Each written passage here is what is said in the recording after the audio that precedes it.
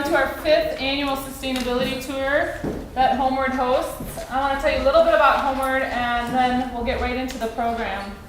Homeward is a local nonprofit that's based in Missoula and Billings, but we work throughout the state now. And our mission is to use innovative, sustainable, and replicable methods to develop affordable housing and asset building strategies for those most in need. So what does that mean? That means we build green, affordable housing, which you guys were able to experience today. And we offer financial education and homebuyer education to prepare people for homeownership. And one of the things that we really like about this tour is it brings together both our mission to provide low-income rental housing with the need to be able to provide sustainable methods for folks who want to renovate their homes and think about building assets in their homes that will last for a long time. I want to first thank, on your program you'll see that we have quite a few sponsors that make this actually happen. It's an incredibly long process for us to get this whole program together, the tour, the symposium, being able to put the Green Building Resource Guide out. And so our platinum sponsors, we'd like to follow the lead criteria here. Our Mission Paint and Glass, New West, and Northwestern Energy. And then there's just a whole bunch of other folks. And as I read through the sponsors before I came here this evening, I thought, geez, almost every sponsor on here has played more of a role than just financial. They've really been with us as partners. They've provided volunteer time in many different projects that we've done. And it's those partnerships that make what we do so successful. So I just would really like to acknowledge and thank them for all they do. Today, in the evening, the reason we like to do this symposium after the day of the 5-hour tour, depending on how much you guys were able to go out and see, is it's a chance to actually have more discussion. And we bring in some of our experts that are architects and contractors and really on the ground doing the work. And so it's an opportunity for them to present a little bit of their expertise. And then hopefully we're going to have enough time at the end to be able to have a discussion, question, answer period. We do have a raffle, so I encourage you to buy those raffle tickets because actually we get quite good booty. And you can see your likelihood is very good here. It's not like one of those raffles when you feel like, great, I'm going to give $10 and it's a 1 in 2,000 chance that I'll get anything. It's really like a 1 in 50 chance or 1 in 40 chance. So you got to get your raffle tickets. Come see me. I will give you all your raffle tickets. So we're going to do the raffle at the end of the symposium. I would also like to thank Angie Jones. For those who don't know Angie Jones, please raise your hand. I hope she's in the room right now, back in the back. So Angie coordinated this event last year for the first time, and it was such a blessing to have her come back this year to do it because she knew all the intricate pieces it takes to make this happen. And she's really made this become a much bigger event for us, included so many more folks than we ever knew out there existed. And one of the most exciting things about the tours for me now is that every year we have new sites. And I ran into a few people today who said, this is our 3rd tour. We come every year.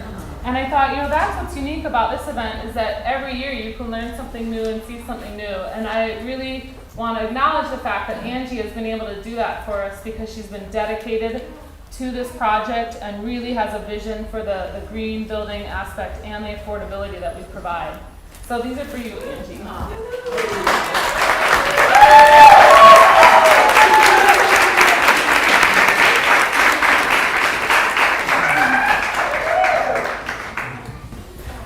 So with that said, I'm just going to open it up, and we have 4, if you look in your program, we have 4 different presentations. We're trying to capture different pieces of the green building process. And the first one will be presented by Kelly Carmel and Colin Lane, and they're going to talk about the design process.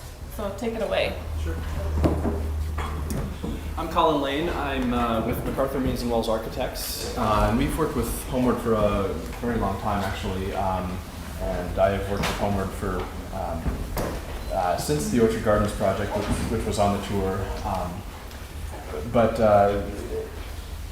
the first thing that I want to start off with today is that Kelly and I are going to be talking about the design process, and to me that means the process from when you sort of start to decide to do a project. And any project you do, you want to try and maximize your sustainability. I think that's why a lot of you guys are here. And so my first point is to hire an architect. And that's just not shameless self-promotion, but it's shameless promotion of the entire profession. It's important because architects have a good sense of, a broad sense of the kinds of different things you need to know to do a sustainable project.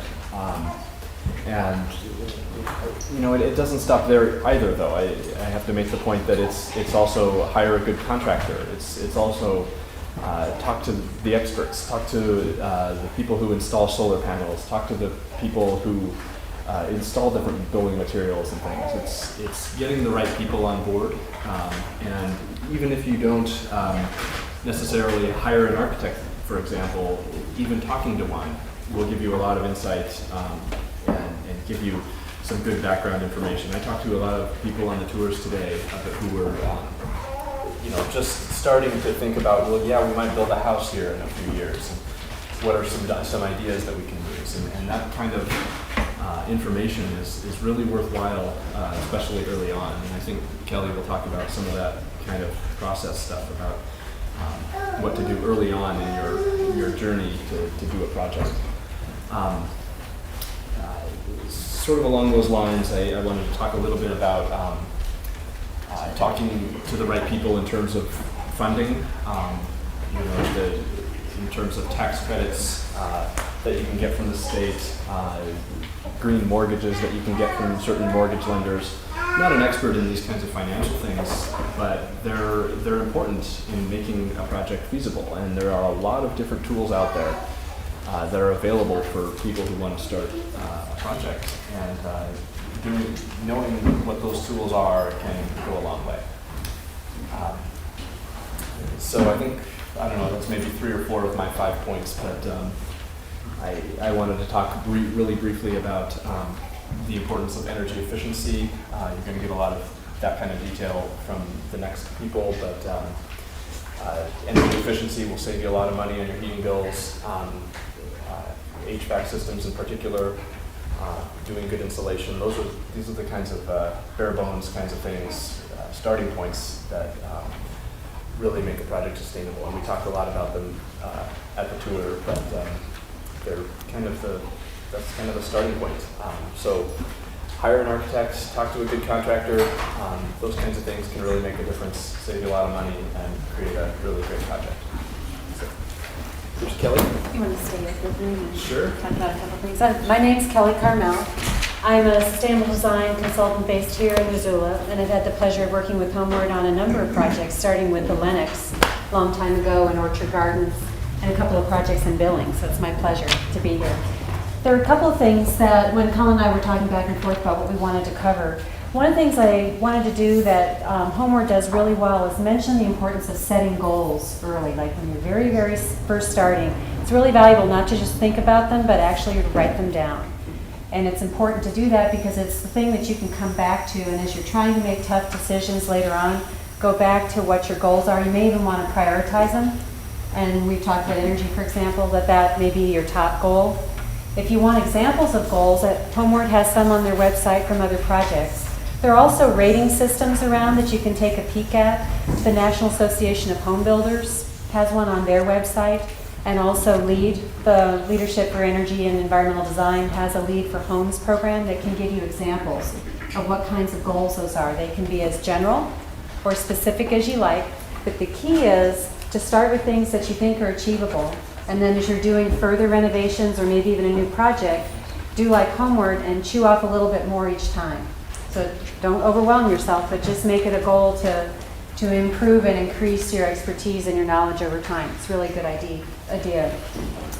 Echoing what Colin said about energy, that is huge because I think it's possible that it may trump most other green building and sustainable building issues because it has such impact on the environment, on greenhouse gases, on our pocketbooks, everything. So I think it's very important, and it's important for process because it has a lot to do with how you orient your building, where your windows might end up being, even the kinds of walls and windows you might choose. So if you are looking for a certain level of energy efficiency, maybe you want to be an Energy Star home, maybe you want to beat that by a certain percent, it's important to really think about that up front.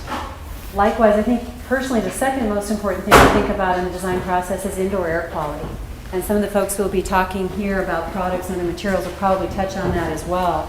It's such an important human health and productivity issue that it's also becoming so affordable to address. And it's a combination of ventilation, whether it's mechanical or natural, and also the materials that we choose to put in our buildings, whether those are the original materials or whether it's how we maintain and clean them. And it's important and it's easy to do if you make it a goal and you start doing your research.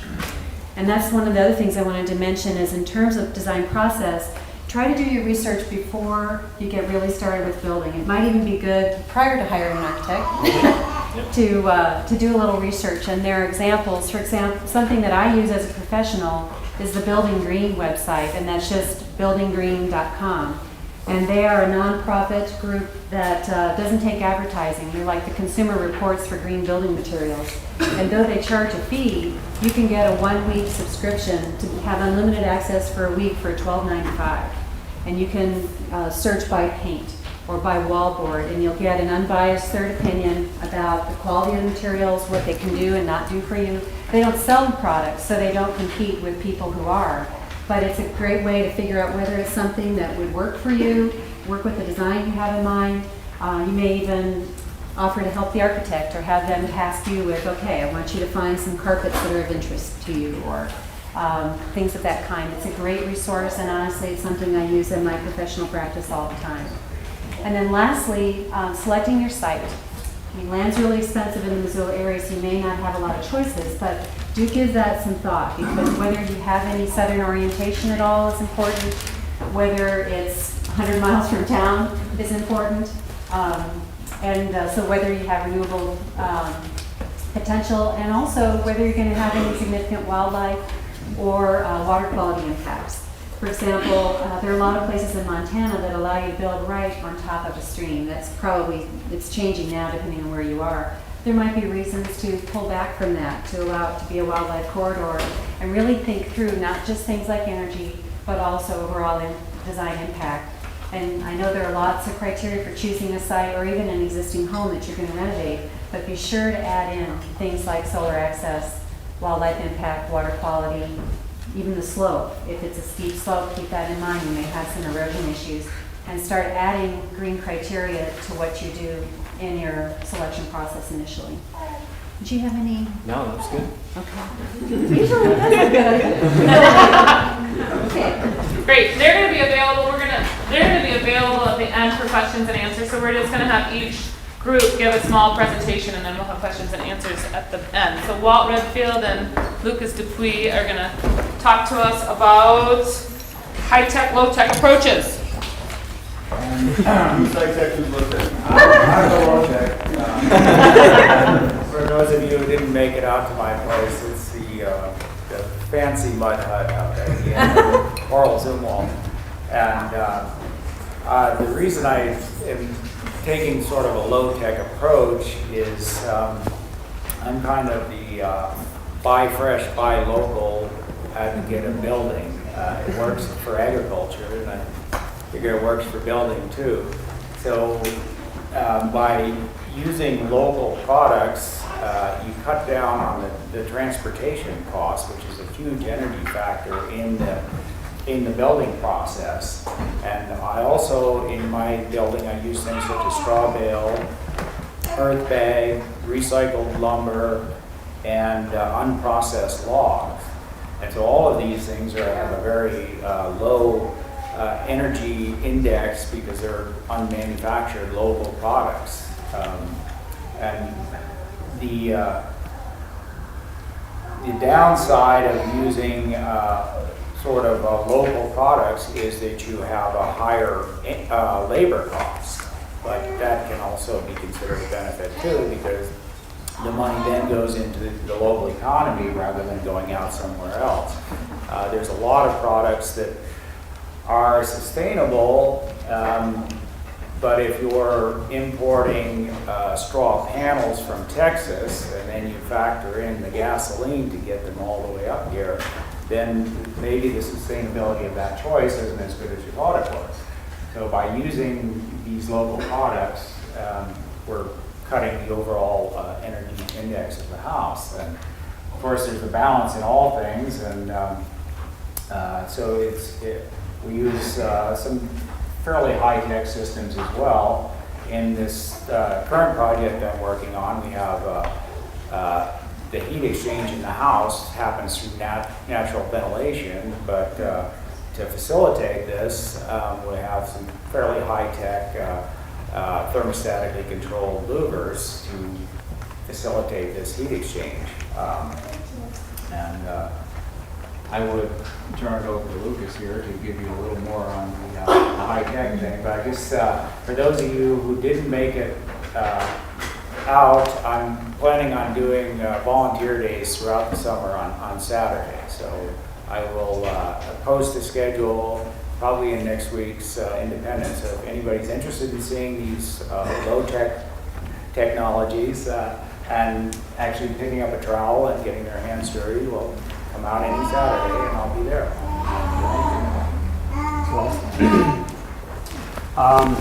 My name is Lucas Dupuy, and I have a residential design company called Sustainable Building Design. And actually, Walt and I are working together on a low-tech sustainable project right now, so I'm certainly not adverse to what he's doing. But I was asked to present the contrast, and so I guess what I would say is, a lot of what I would say is, I'd paraphrase what Kelly and Colin and Walt have all said. I think one of the key components to building sustainably, whether you use low-tech or high-tech, is this concept of embodied energy. And embodied energy is the amount of energy, you can break it down to BTUs or however you want, that it takes to extract, manufacture, refine, transport, and install a given component of a building. With that said, that kind of lays the groundwork for how you make some decisions about using low-tech and high-tech materials. So in my mind, most high-tech materials, people think of solar panels, and they think of fancy heating, ventilation, air conditioning systems, and they think of ground source heat pumps. These are all great high-tech components of buildings, but they all take a lot of energy to produce. I won't go into the details of how you quantify every one of these components, but let's just say it's safe to say that high-tech means higher embodied energy. And so to offset that, you need to take a few things into consideration. One is you need to design a building to last for as long as possible. Because the longer that a given component of a building is in place, the more it sort of depreciates and pays back its energy debt. For example, install the best boiler or furnace you can buy in your house. If you get 20 years out of it, that's a pretty good return. Put the best insulation you can in your house. For example, we saw today on the tour examples of using, low-tech straw bale as insulation. We also saw the examples of using structural insulated panels, which is a petrochemical-based insulation with a lot of energy in it, but it's also an extremely good insulator. I guess the second thing would be to maximize resource efficiency in high-tech materials. Structural insulated panels like the Habitat for Humanity houses are a great example of resource efficiency. There's very little in terms of large diameter timber in a structural insulated panel house. They're very, very efficiently built in terms of how much they use. So that's another way. Although the materials are of a higher embodied energy, you use less. And then finally, kind of a plug and a warning about high-tech building, and that is that one of the reasons that houses have stood for hundreds of years is because older techniques of building that use lower embodied energy materials tend to have a built-in give, especially here in Missoula where we're in a high arid desert. And so things stay dry. If they get wet, they dry out. That's not the case with a lot of high-tech building systems. And as Kelly mentioned, indoor air quality becomes a very big concern with high-tech building because you seal a building up so tightly that then you have to mechanically ventilate it, or you'll create a building that's very unhealthy for yourself. So I would reiterate that you should hire an architect or a very competent contractor or design professional who has experience with these systems. And you know, if you do your homework and if you hire the right team, you can build a very efficient building for yourself that will last for over 100 years. And in 100 years, you will have offset that extra energy that went into that process. Thank you.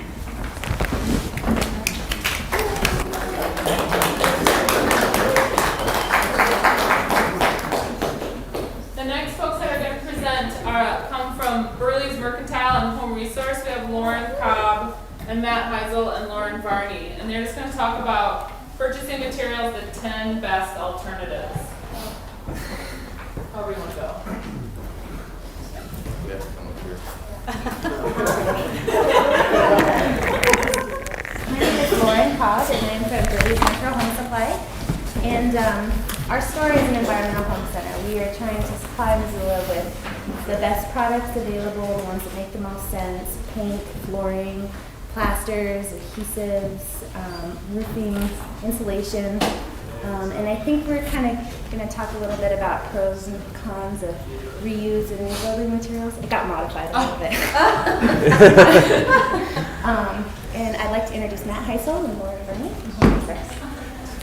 So basically our theme, as we kind of worked it out here, follows the reduce, reuse, recycle principle as applied to building. And so the first thing that I would like to say is that if, let's say you're living in a home built in the 70s or 80s maybe, it's got kind of your average insulation for that time, maybe double paned windows that are value of 2 or so, and you're thinking about building your green dream home. What is the greenest thing you can do? I would say nothing. Stay where you're at and be happy.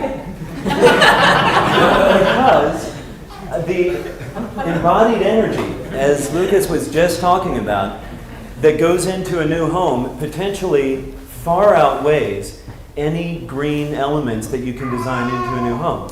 You can, include the most efficient systems and the most insulation, and it's still there's a tremendous amount of embodied energy in all of the materials that you're going to use. Driving to the site, the beer that Walt has to supply as volunteers, refrigerating that beer, it's true. Out of control. So the point is, think hard first, even before you do research or hire an architect. Think about what you really need, and think about reducing. Think about your footprint and the size of your home and all of those things. But of course, Missoula's population is growing. We do need more housing. Housing deteriorates. You do need to renovate occasionally. So what's the next best thing you can do? Reuse is the next best thing. All of the embodied energy that goes into new materials can be reduced by 95% simply by reusing products that already exist. So that's why you should come to Home Resource and see what we got first. Oh, sorry, Lauren. No. But of course, there are limits to that as well. But real quick, I just wanted to say that if you go online and look at the National Recycling Coalition's Environmental Benefits Calculator, it gives you a method whereby you can plug in amounts of materials, say aluminum, recycled, and it will tell you how much energy you're saving by recycling that as opposed to creating a new aluminum can. And one of the things you can do is construction and demolition waste. And so last year, we, Home Resource diverted and resold just under 400 tons of building materials. And so using the National Recycling Coalition's using this environmental benefits calculator, we found that translates to 2,480 trees, 32 tons of coal, 6,656 gallons of gas, and enough energy to power the average home for 6 years or drive the average car for 13 years, and 79 tons of CO2 equivalent. So that just goes to show what you can do by reusing. But then there are lots of other challenges that you face. One of the things that we debated quite a bit was windows. Is it best to replace your windows with a new super efficient thing? And I was kind of advocating, yeah, especially if you're building new, just get the most efficient windows you can. But several of my colleagues disputed that, and so I got online and did a little research and came across this paper, which says old wood window / replacement window energy analysis, and it makes the case that if you have old single pane windows in an older home and you have storm windows for that, or you could build storm windows for that, you're actually much better off sticking with those windows rather than trying to buy new windows, because the embodied energy in the new windows actually supersedes the amount of energy that you would save over the lifetime of those windows. So I think it's a debatable point. I know for one thing that in the first thing there they say the U value of an expensive new double pane thermal replacement window is 0.58. That translates to actually a little less than an R value of 2. And in fact, many windows these days have R values up to 4 or 6. So you might look at that and kind of test it against windows that you might be considering. But it's an important question to ask. And the same goes for flooring, paint, numerous other examples. And oftentimes you're going to find it's best to go new. Obviously, there are advantages to doing that, and when you need to, you go to Lauren Varney at Burley's Market. Lauren, it's still exactly the same.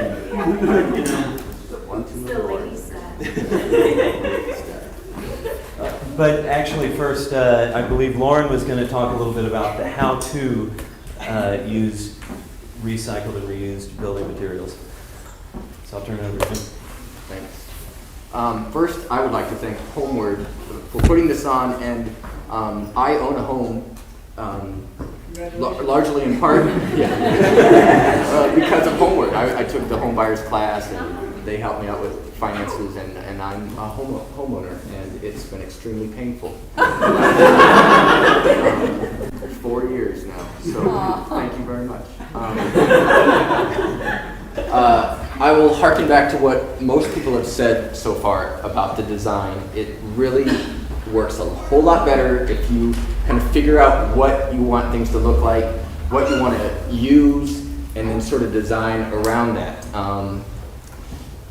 There's so much stuff out there to reuse, and there's so much great alternative, new, green, sustainable, whatever you want to call it, building materials, and you got to sort of figure out what you want to use before you start, putting those plans together, and definitely before you start building.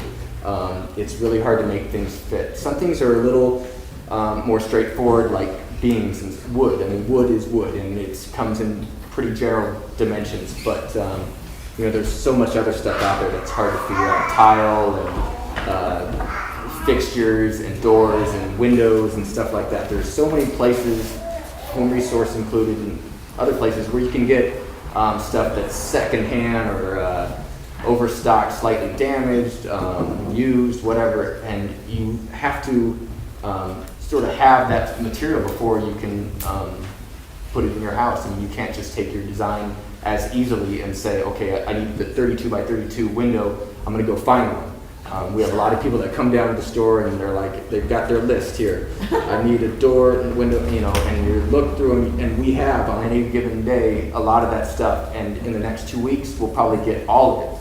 But it's hard to just come down and grab what you need that day at lots of places. So not just home resource. You gotta kind of figure out what you want to use, your aesthetic, and kind of design around that. The aesthetic, that's really a big factor when you're talking about reclaimed. There's so many different options. You personally, your look is going to determine what you're going to use. Material, working with reclaimed material is, for me it's fun. It's like, it's more labor. You all probably have heard this before, but, and I won't lie to you, it takes more elbow grease to make used stuff work. I have nearly lost friendships after talking people into using reclaimed floor, and then they're like, this stuff doesn't just go together. It's, you know, I'm like massaging each piece in for hours. It's not always that bad, but it can be. So it's a little tricky to use reclaimed. It's not rocket science. It's, you know, you've got a square opening, it'll go in the square opening. Unfortunately, it's not always a square opening. So it just takes a little work, a little creativity, a little stepping back with the thumb and taking an eye on how it's going to work out, and talking to different people who have tried different things. It's a real learned process, and learned. You just will learn as you go through it, and it'll become easier as you try it out. So I think that's all I could really talk about reclaimed. I could tell you what it's like to run things through a planer all day long. It's kind of therapeutic, but it's not always fun. Wear a desk mask. That's very one thing I will say about those windows, I agree that this whole embodied energy thing, I think, is a big deal. It's we're pretty focused on replacing things and slapping something new in there or something used, and it's good to pay attention to where those things come from, how much energy it takes for them to get there, what, you know, all that good stuff. One little key, I've taken out hundreds of windows out of houses, and you pop that trim off and look inside, and the real key to a window is not so much that glass, because insulated glass and single pane glass, there isn't a vast difference in the insulating value of glass. What often happens is that window was slapped in there, there's no insulation around the window. If you pop the trim out of some of these buildings of this era, you will find that there's nothing between the studs at all, like around the window. You can take some of that low expansion foam and just spray it in there. Not too much, because that will break glass, and that'll tighten things up considerably. So that's my tip for the day. Well, it's always better to reuse than buy something new, or before recycle. But there are some instances where you may need a used product. Something I'd like to talk about today is supporting local industry and getting Montana on the bandwagon of creating these products so that I don't have to ship them in from Texas. And the embodied energy is a huge issue. There's a lot that I could talk about, but I kind of narrowed it into paint and floors because it seems to be the same for that. Paint, indoor air quality is a huge mission when you're building new. It's really important to look at your VOCs, volatile organic compounds, and your solvents. VOCs are admitted when the paint is wet and drying, and solvents is what is off-gassing throughout the lifetime of your paint. So that's something to kind of consider, because there are different types of products, and it's really consumer demand-driven industry right now, and people will make what you buy. And it's really important to look at we kind of have a who, what, where philosophy at Burley's as far as who's making it, what it's made out of. So it's pretty important. The World Health Organization just did a report that indoor air quality causes 14 times more deaths than outdoor air quality, which is something that, and I got that from the Green Building site actually, which is an awesome resource, so I really recommend it. And then the EPA ranked indoor air pollution among the top 5 environmental risks. So that's overall environmental risks, and that's something to really consider. A lot of these products are natural-based products. It's old world recipes. It's stuff that's been around for 1,000 years. And you can make it at home. You can look on the internet and you can find a milk paint recipe or a flower paint recipe. A lot of stuff is made out of carnauba resins, linseed, safflower oil, natural pigments. Some of the drawbacks with natural-based paints is that they are natural-based. We're limited to the colors that their supplies. So we can't always get into a lot of certain colors. I mean, there is a limitation, and it is natural pigments, and they do tend to vary every now and then. So that's something to just make sure you got a fresh gallon. It's a fresh base. There's no drying agents, and batch it all together. If you buy 4 gallons, batch it all together and paint with it. And then, of course, shipping, embodied energy. Gallons are heavy. They take up a lot of fuel. It takes a lot to get them to Missoula. So it's just kind of one of those offset things, which is why we really are pushing for local industry. One example is Sustainable Solutions here in Missoula. They have a product called EcoSeal that is an exterior, it's a safflower oil base, and it's a sealant and a finish for exterior products, and I really recommend it. And I recommend, like, you know, taking hold and supporting any kind of local products that are being developed here, because I feel like for Montana to really take this green building full circle, it has to see the economic benefits from the manufacturing process all the way to the seller, installer, homeowner. So yeah, I mean, but the embodied energy is something, you can make your own paint, and we can sell you some pigments to match your colors, so there's something to consider. And flooring is, flooring's kind of a tricky one. A lot of times when you're building a new home or you're doing remodels, it's important to look for certain certifications, just who, what, where, like who made the floor. If it's a bamboo floor, is it made by children? How much are they getting paid? There's a lot of floors, it's kind of like organic or natural, you know, there's a lot of floors out there that are formaldehyde based, but bamboo is natural. It's really important. There's fabulous companies and there's fabulous bamboo floors here that have a stronger pounds per pressure test than most woods we carry. It's all about steam and pressure with bamboo and manufacturing. Engineered floors, you can, when it comes to new floors, warranties is a big thing. It's important to have a warranty. It's important to buy a product from a company that stands behind their product if something fails. Structural warranties you can't always get with a solid piece of wood. You can with the engineered piece of wood or engineered bamboo, which is good for radiant heat flooring or concrete, or if your subfloor is not exactly straight, it's definitely a good option. So just kind of shop around, and I just encourage the consumer to really look into each individual product, look into the companies that are making these products, because there's a lot of wolves in sheep's clothing, especially trying to like hop on this bandwagon and support any local options that you have. We have a product here called North Slope, which we're really lucky to have. It's a larch or tamarack floor that's made out of a small diameter larch, 6 inch, and these trees are 100 years old and they're 6 inches.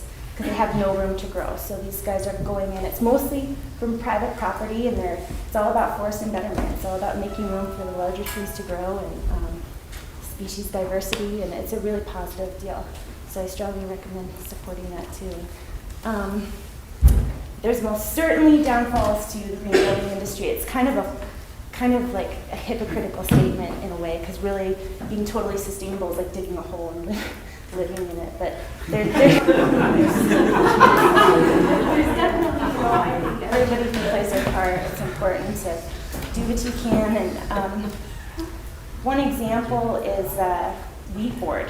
Everybody wants wheat board. It was manufactured in North Dakota, but 6 months ago, a Japanese company bought the wheat board manufacturer, and it's being manufactured in Japan.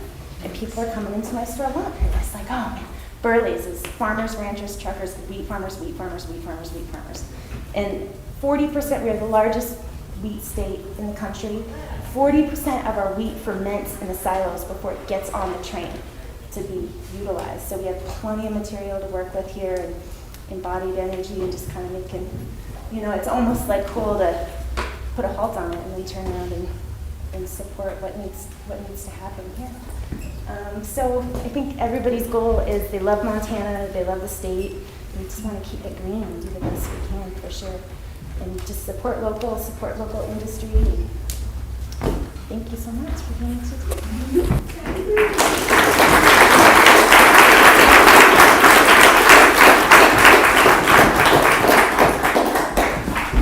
So we are going to wrap up with one more section. I had the great fortune to be here with Elizabeth Thompson. I got elected to present kind of final conclusion on, what's our final conclusion? I'm looking down. The 10 things an individual can do to do a sustainable environment. So, dive in? Yeah, this is more like the big picture of what we all have these conversations, and so we're hoping that this allows for us to learn more about what folks are doing, not just what we think, but what other folks are doing too. Yeah. So to start off, we know that lots of you all in here are experts and have done a lot of these things. So the first thing is to get together and have fun together and talk to each other, which we all have been doing all day. It was great, and I hope we'll do it a whole lot more. So I'm going to run through, and I know you guys are super tired, so just like raise your hand if you've done one of these things. They're all sustainable things, and the idea is if you haven't done it yet and the person next to you raises your hand and you want to know about it, go talk to them. So, have you ever had a garden with a fruit tree or a raspberry bush in it? Have you ever had a garden with a native or water-wise plant? Have you ever cooked a great meal with food that was grown locally? All right. Bike to work. Pretty good crowd, huh?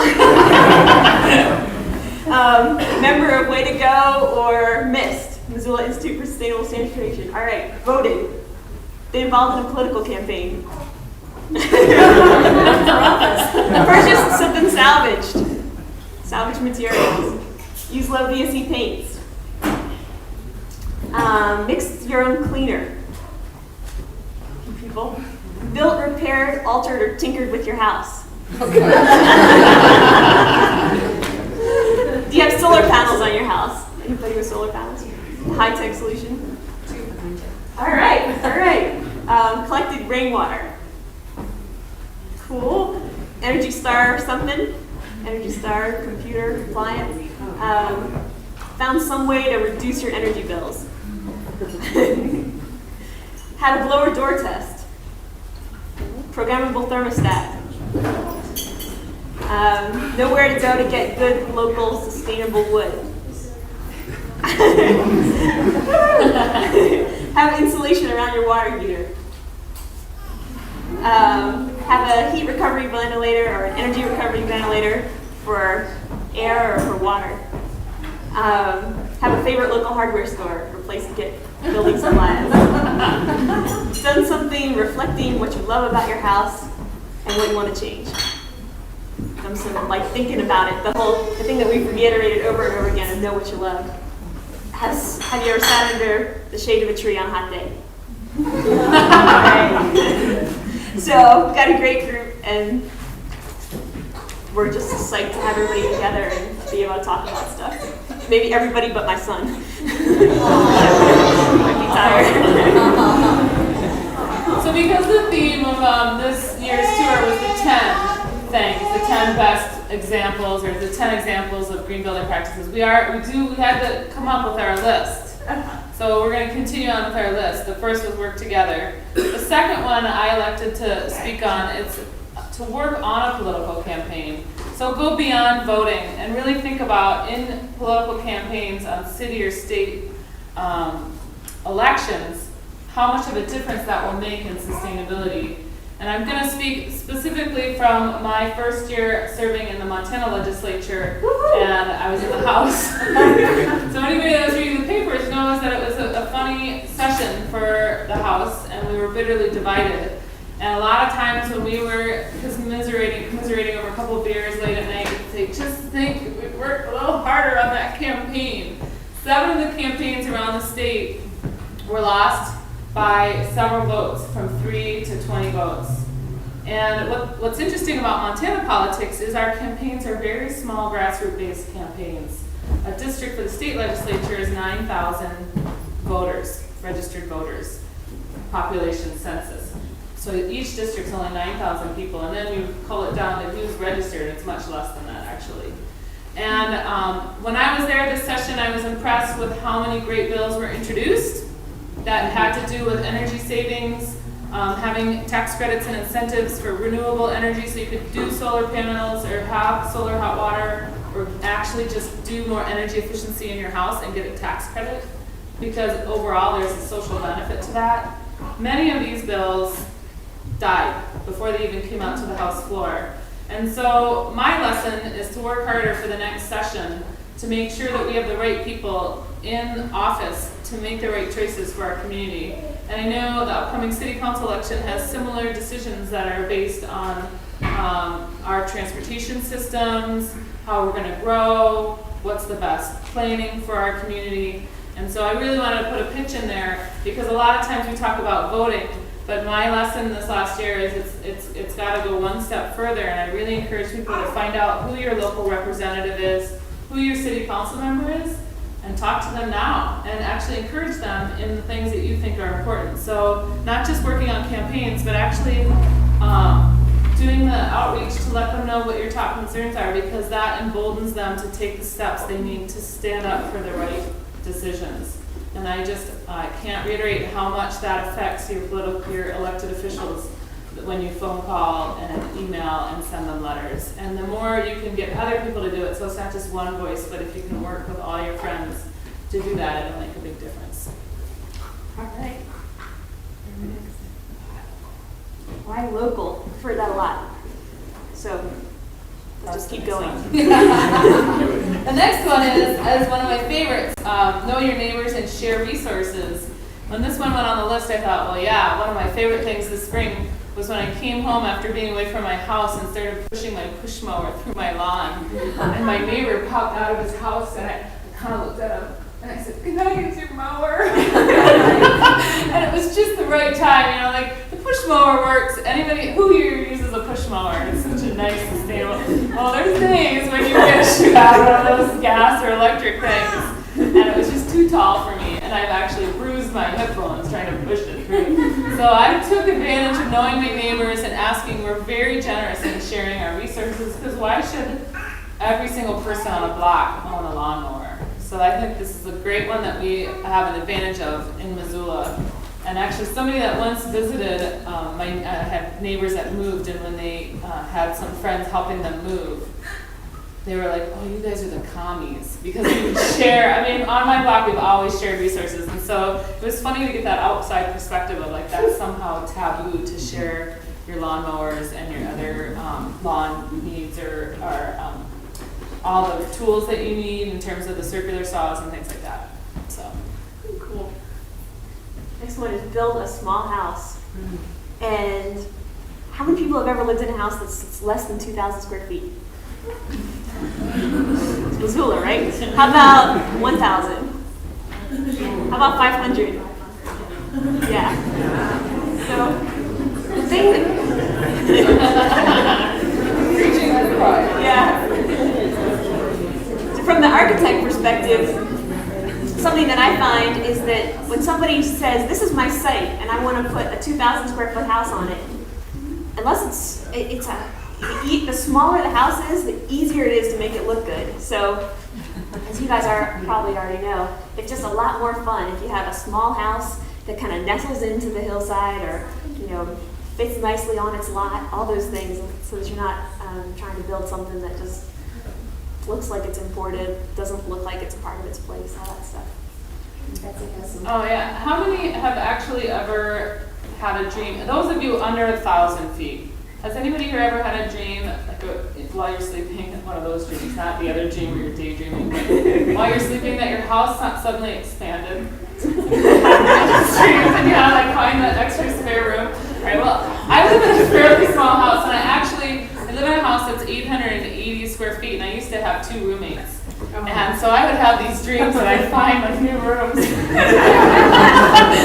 Well, one of the things I recently was thinking about as I've returned back to my home is how my home allows me to not consume. And so there's such a predisposition in our American culture to buy and put more stuff in there because you have the space to fill or because it's the next trend. My house refuses to go with that.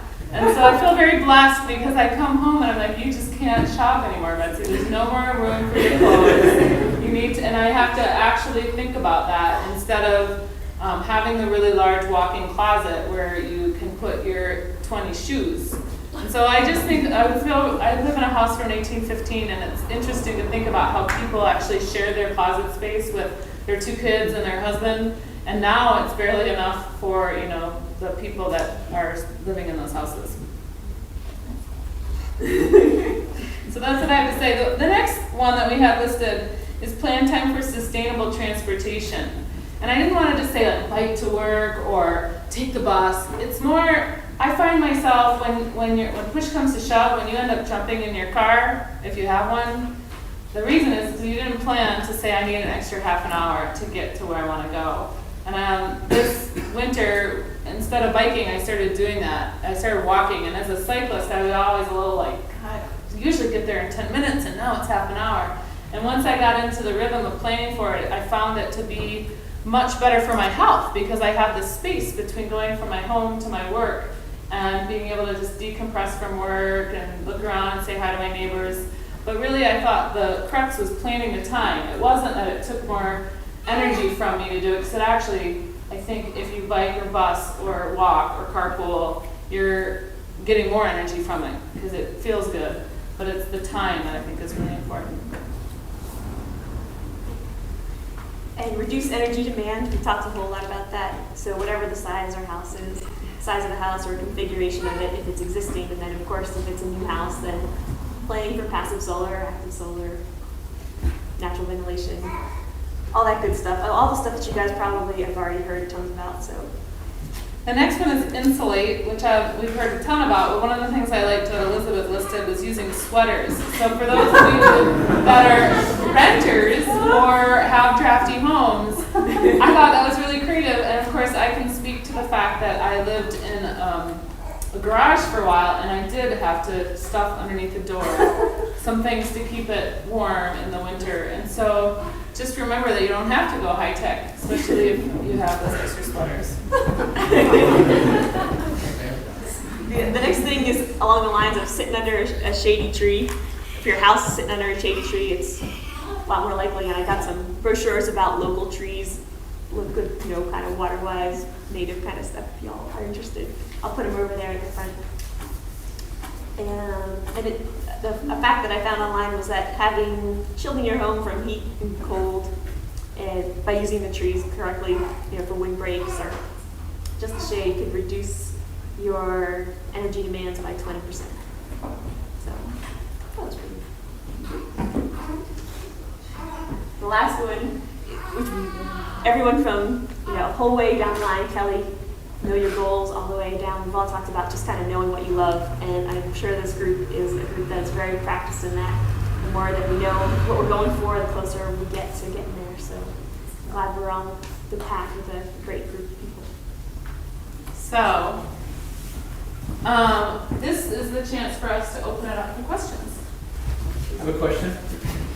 It's about windows. I don't know who to really address it to, but it sounds like you're saying the embodied energy of buying a new window to produce a new window, which would be measured in BTUs, is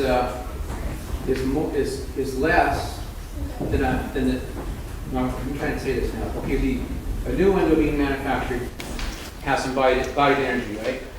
So to install that has this let's say carbon footprint,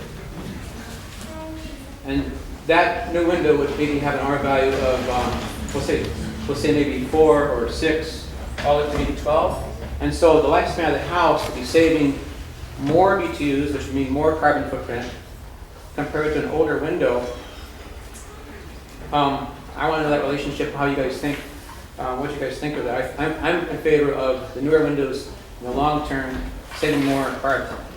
Well, I think I saw some people with differing opinions that might, because I think Matt left this open to one way or the other, but it's an interesting thought process. So does anybody want to take a shot at it that might have a different perspective? I'm in the new window camp. I'm in the new window camp. Although some of the points they made Lauren and Matt made are valid. You know, replacing an old window with a new window is using more energy. However, you got to consider that if you take your 1915 house and you put 2007 windows in it, it'll help that house last another 100 years and save energy that whole 100 years, as opposed to plodding along with your old leaky window.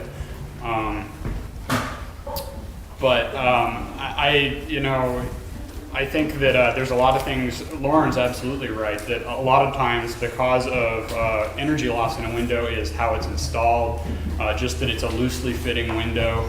I think that's probably my number 2 thing on a renovation or a new house. First is insulation. Second is new windows, because windows are very, very important to creating an efficient and a comfortable interior environment. So that's, you know, if you feel bad about the embodied energy, buy the new windows, go out and plant some trees.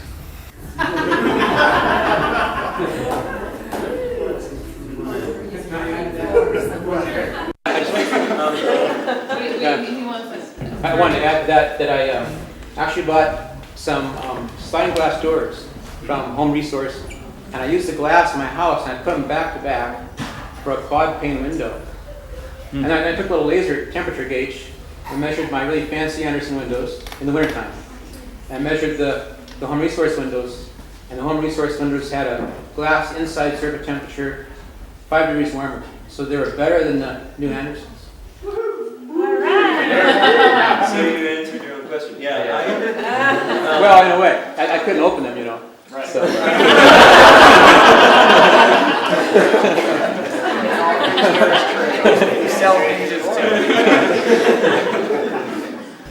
Any other questions?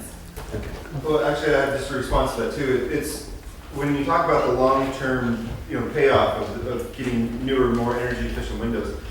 You also have to factor in. I mean, we are a petroleum-dependent society, and the faster we're burning those resources, even if we're investing that now and over the long term, we'll save our energy sources. We're still burning off that resource at a faster rate by using the newer windows. So that's part of the idea. The embodied energy is not just the cost of the resource, but the availability of the resource as well, and how dependent we are upon that. So part of the idea of reusing an existing window and making it more efficient by also using like insulated curtains from somebody in your neighborhood who has the skills to build that.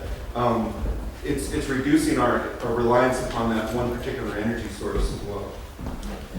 And I'll just add that I was basically in the new window camp, even with remodels, until I read this, and it really made me think, but I still have questions about it. So if you want links to these websites or articles, I can give you those, and anyone else that's interested after the And there is a after the place, I actually found it in Susan Suzenka's Green Building Guide called Cozy Curtains here in Montana, which is, she's been repping out green wool quilted curtains for a while now, so it's here in her hometown, which is a cool alternative. She's in Hamilton. Is she? Yeah. Okay. And you can get triple pane windows, also, of course, from Dino in Calgary, Canada. And those are R8. And there are places here in Clawson makes their own windows, or Clawson like makes as far their as the windows. manufacturing goes. Locally. One thing to be aware of is when they say R8, are they talking about the center of the glass or the entire window? A lot of times, this article that I read said that R8 is almost never the true R value of the entire window because of leakage issues and the transmission around the through the frame. So know what you're looking at and comparing. One thing I've mentioned, one of Colin's items that he meant to mention was about getting an energy audit. And the reason why I thought I'd bring that up is with regard to window replacement, it might be a good start, if you haven't already in your existing home, to get a free energy audit from Northwestern, because upwards of 50% of most older homes lose their heat through air infiltration or exfiltration. So you can get a sense during that blower door test where you're losing the energy, because depending on who you're working with, it may be a paper streamer, it may be an infrared camera, you'll get a real good idea of how leaky your windows are. If they're leaky beyond repair, if it's not just a matter of sealing the outside, if there are broken seals and other things of that kind, and a storm window may not fix it, it might be a better candidate for a new window replacement. But if they're otherwise in pretty good condition, keep them and meanwhile, you will have learned a lot about sealing other holes in your home. I did one for my mom's house and discovered, finally found out why the chipmunks were getting in her home. Because there was a large gap between the fireplace and the rest of her wall construction about the size of my fist. And it came up during the blower door test of all things. It was hidden to the eye. But we found a lot of other places that were really leaky and helped her a great deal by sealing up those problems. I have a question about, I don't own a home, hopefully someday I will, because I have to get my first class. But about radiant floor heat and doing that in a remodel with wood versus cement. What are people's thoughts? How are you doing that? I mean, if you're looking at taking out a furnace that's 40 years old or something. Well, I mean, I understand. I'm curious what Kelly said. This is another one that's up for debate, I think. I think it's up for debate. In my own home, I chose the Gypcrete for the biggest reason I found we can run lower temperature of water through a Gypcrete system. When you do the staple up underneath, you need to be more in 150 or 60 degree range, but you can be between 100 and 110. Another thing that you don't think about, with just the fact on a remodel, and this is something to think about for everyone, even if you don't do radiant, is the R value. Just insulate your crawl space. Insulate your crawl space. I did a heat loss on a 1920s house in the slant streets, and the heat loss after I put figured radiant with R19 underneath it lost 7,000 BTUs. 7,000 BTUs of load was gone just by insulating it. And that's energy that you don't have to use anymore for the rest of that house. And you can do a lot just insulating your crawl space. Another argument I would have for any system that allows you to lower the temperature of the water in the radiant tubing is that ultra high efficiency boilers operate better at lower water temperatures. There's a new generation of boilers out called condensing gas boilers, and they operate at their utmost efficiency when they're only pushing water up a few degrees, as opposed to trying to keep water at 150 degrees. If they can only keep the water at 90 degrees, they operate infinitely more efficiently. Yeah, the fact is, if you buy a 98% efficient boiler, it won't be 98% efficient unless the return water is below 130 degrees.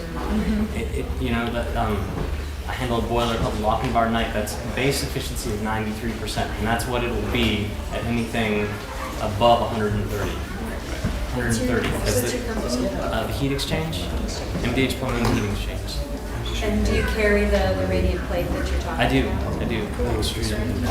I'm doing ground source systems, which is only low temperature. You can't get more than 120, so that's.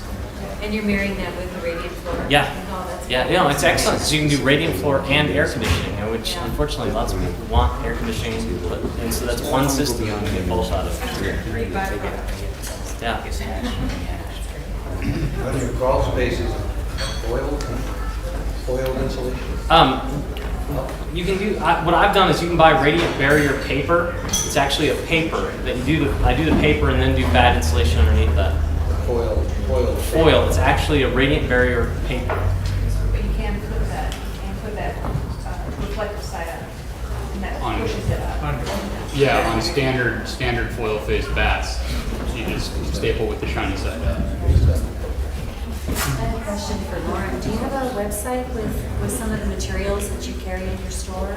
We have one that's being constructed right now. Great. You'll go to it and it'll say under construction. But it is Burley's Natural Home Supply. So for folks in the front, just remember that we're listening back here. You need to keep raising your voice because it's hard to hear. Oh, now you're listening.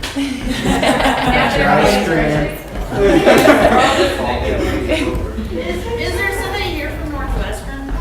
From Northwestern Energy, I don't believe so. I was just curious because I was told, I have an old 100-year-old house and it's got a, coal burning converted to something else converted to gas. And the guy that maintained it for years told me, don't ever let them do an energy audit on your house because they'll condemn this and they'll have to put, because I just have an unlined chimney and you'll have to put a flue in, and because you'll have to put on, and your pipes are wrapped with asbestos, and it's going to cost you $25,000 to replace this whole system, and you'll never make it up in the life of your house. And so just don't ever do that. Don't let them in, because they will condemn it, and then they'll force you to buy it. They don't have any jurisdiction. I don't know. That's just what I was told, so I always shied away from getting an energy audit for that. If you're putting a new piece of equipment in, you'll have to put it in, and we've done it, we piecemeal it through our house. That way, because they should have condemned it. When we started, I agree. But I mean, if you add that in, then you can't use that unlined chimney. If you add a new piece, you have to have a proper flue. Well, he said they actually have the authority, and I'm just going by what he told me, that they would condemn it, and you would basically be forced to buy it. Northwestern does other Unless your things life is in besides. danger, I don't know. Northwestern does other things besides condemn furnaces. I mean, No, I'm aware. they'll give you a couple of screw-in compact fluorescents. They'll tell you, they'll do the blower door test and tell you where the air is leaking and tell you where to caulk. I can pretty much tell. Pretty much everywhere. There you go. And I put in, insulation in the floor. Of course, it's got, like stone walls that are that thick, so you can't get out to and it didn't seem to make any difference at all in how comfortable the house was. I mean, I was really You could get one spray foam. You can actually buy tank spray foam that's 2-part, and they come in like looks like a propane tank, and spray, like the stone is a good one to spray that wall down, because it's the infiltration that's killing you on that. Yeah. The air moving through that stone is what's getting you. Right. Most of your. And where do you buy that? Russ Energetics has just become a distributor for that stuff. Who? Russ Helm at Energetics. His house was on the tour today. Yeah, I didn't think of that one. I also wanted to add that when I was talking about doing nothing, I was specifically thinking about a relatively modern home. In your case, definitely get the energy audit and blow in insulation. Do whatever you can, because I think it will pay for itself. Quickly. I mean, I've done the blown insulation of the walls. I told my husband when I bought the house, I looked in the attic and I go, oh my God, how's this? I'm a structural engineer. I said, how is this thing standing up? I've got 2x4s alternating with 2x6s spanning 35 feet. I said, don't ever let me up here again. Don't ever let me up here again. Don't put too much insulation up here, because a new roof is going to be a lot more expensive than, I mean, it sags and it would collapse. If we super insulated the attic, it would collapse. It's just a miracle that it's still there. No, it's true. It's true. I'm like, don't ever let me go up here again, because I don't want to fix this place. I don't know how it's standing up. I have it or something. Yeah, that's. Gary and Becky's house on Pine Street was in similar condition, and they started ripping the lath and plaster off the walls. Becky called me up and said, "Could you come look at something?" And I said, "Oh my God, I can't believe we're standing in this house." But it's amazing how much you can stitch those old houses together. Yeah. I mean, Spray foam. spray it all together. Speaking of wood, is Home Resources still carrying Mark Van Meer's wood products? Yes, we are carrying local sustainable lumber. We should That have was talked a about product that I more. wanted to do a shout out for too. That is Yes, and quite honestly, we used it at Orchard Gardens and Homeward, and it was fabulous. It's a good product, and it cost us a little less. Yeah, one thing in particular, when it comes to like, you go into an environmental home store, a lot of the guidelines that our particular industry looks at is the Forest Stewardship Council, which is FSC. And it's really important to keep an open eye. It's expensive. FSC is expensive to get certified, and if we're lucky enough to have to receive that education as to where the wood is coming from, and talk to the owner of the company and talk to Mark Van Meer, it's just so crucial to not like get into that. The certifications and the consumers are kind of running side by side by creating the standards for this stuff, whereas support your like mom and pops, particularly in Montana, and don't overlook because it's not FSC certified. It's important. Like North Slope, Goodwood is the most sustainable options you have here in Montana for reclaimed lumber or flooring, bar none. So it's like, just to just keep an objective eye to some of that. That's quite honestly, and Kelly's worked with us at Homeward quite a bit. We've never gone for LEED certification. We've always used that as that benchmarking. Yeah. But we chose, it's a requirement to have FSC certified wood, and we were like, no, we have a perfectly good option here. Right. And we tailored it to our local market because Montana is always just a little bit different. And that's where I think LEED sometimes is more of a challenge. We have to go for an innovation point as opposed to that. So, well, but you know, you could purchase an FSC certified floor that I could ship into you from California, or you can purchase, or Brazil, or you could purchase North Slope or Goodwood, which is right in your back door, and it just blows the embodied energy points out of the water. Well, that's a really good point, because in fact I should get this study to you, Matt, more on this, but we were guided by a University of Wisconsin study that was done about 2 years ago that looked at the supply chain for Home Depot and Lowe's and determined that 95% of the global or the greenhouse gas emissions that had to do with wood harvesting actually comes from the transportation of dimensional lumber after it's made. I'm sure. So it's a huge reason why we need to be really local. And that's kind of why Homeward not only worked with Mark Vandermeer to do the initial harvesting, but worked with Pyramid and Stinson, right? Tricon for their plywood as well as their dimensional lumber, because it keeps it truly local.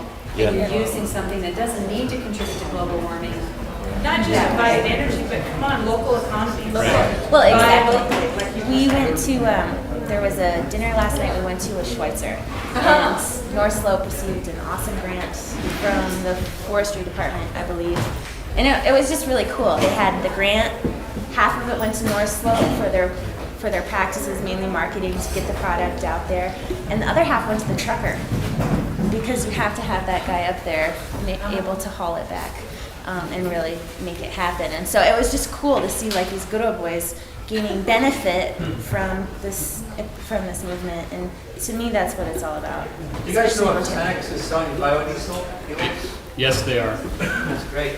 Can I find ethanol somewhere in Missoula at a gas station yet? I don't know of any ethanol available in Montana. And Systems says the biodiesel. Ethanol is a very contentious option for an alternative fuel because, especially in Montana, we don't have anything that ethanol can be made out of growing in this state. So it's coming from corn grown with fertilizer in Ohio. If you live in Ohio, it might be a little bit better, but you got to consider that ethanol is a sort of, it's a transition to true alternative fuels in this country, and there's a lot of hype about ethanol right now. I believe switchgrass is the best possibility for ethanol, but right now it's all coming from corn. In fact, I don't know if any of you heard this, but third world countries are not able to afford to import corn from the United States anymore on this planet because we're using it for fuel. Yeah, right. So E85. We're gonna run out of corn. It's so much to make from corn. And so much, syrup. right? Right. Takes a while to grow. And I don't think it's a good idea to use food for fuel.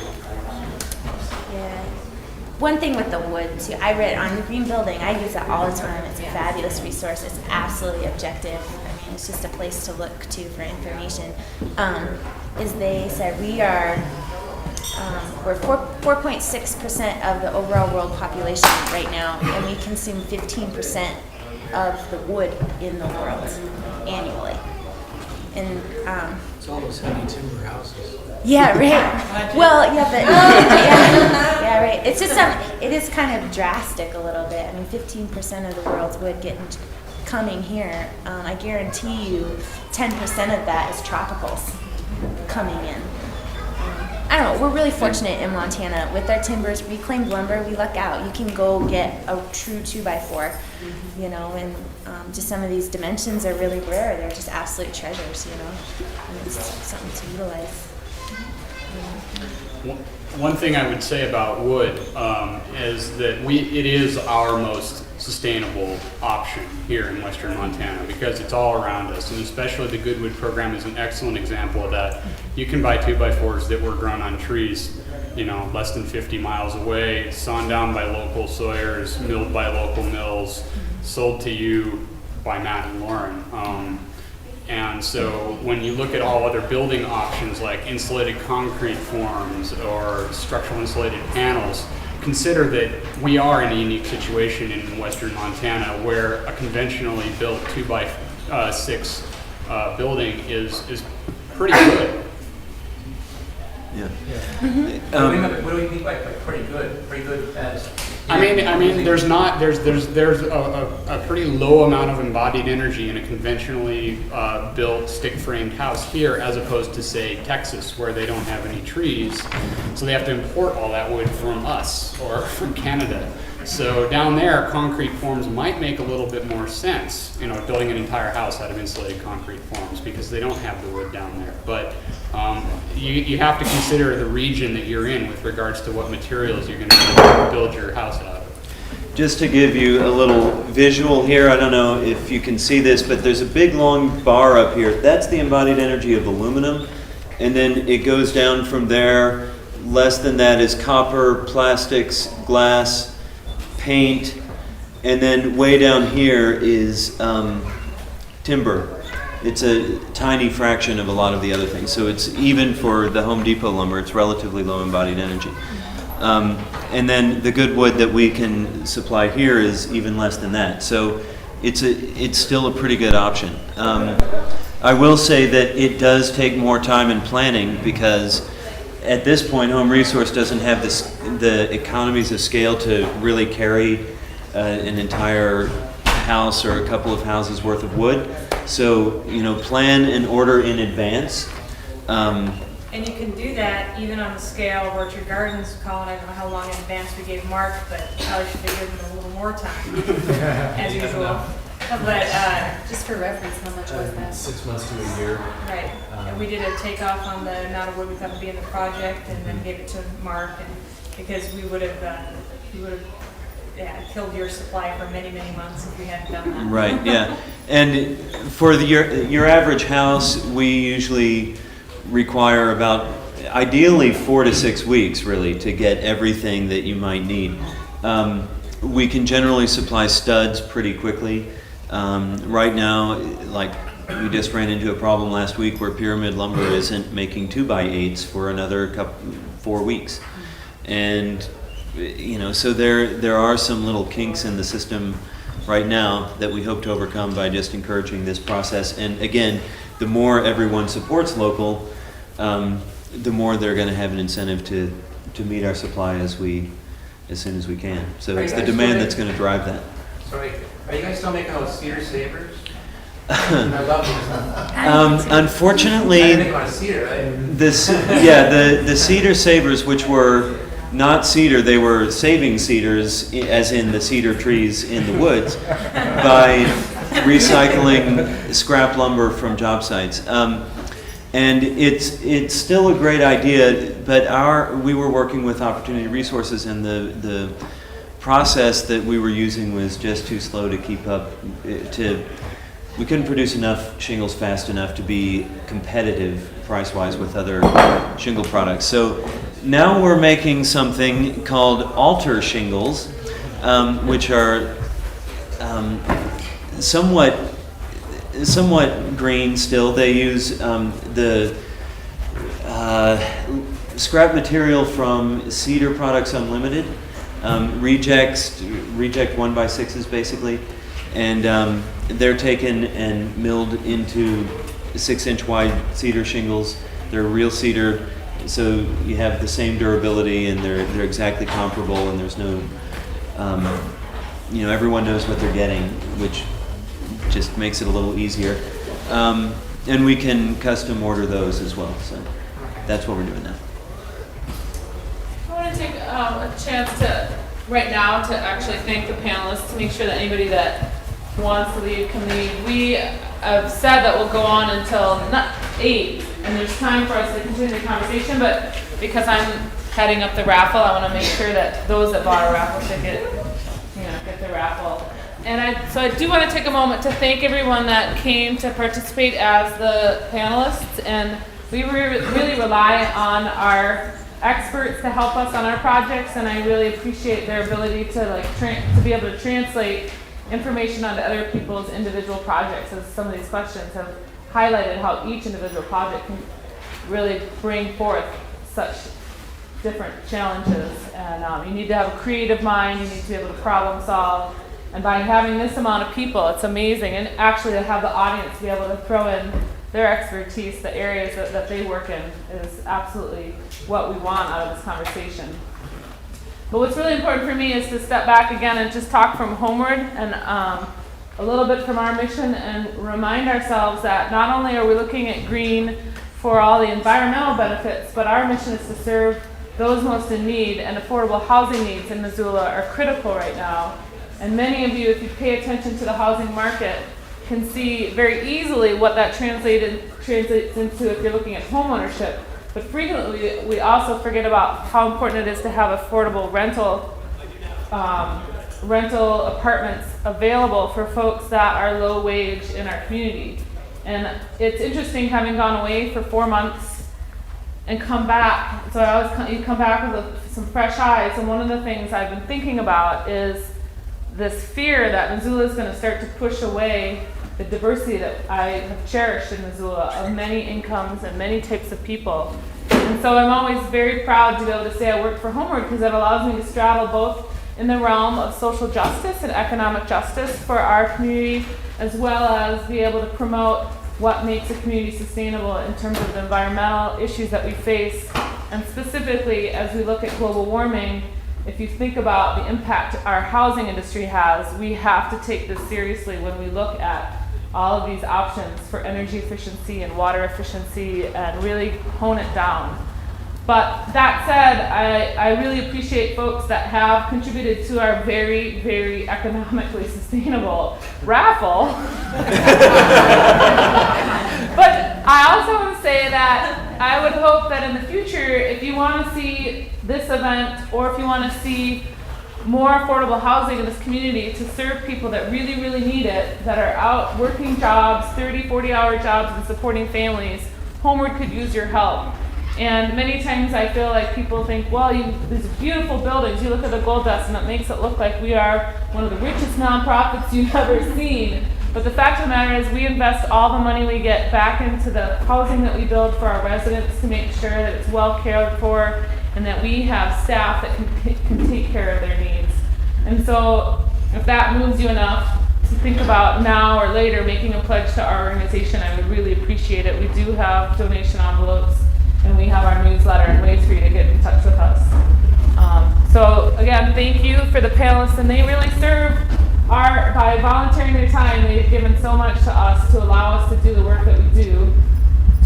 And the last thing I want to promote, for those of you that haven't heard enough about the Green Building Resource Guide, I think it's a cheap way to get a list of some of these people and materials that you've heard about here this evening or on the tour. It's $10, it's in the back of the room. It's really just to defray our costs, because we print it on our Xerox machine, and it seems like an equitable way to go about giving you that information.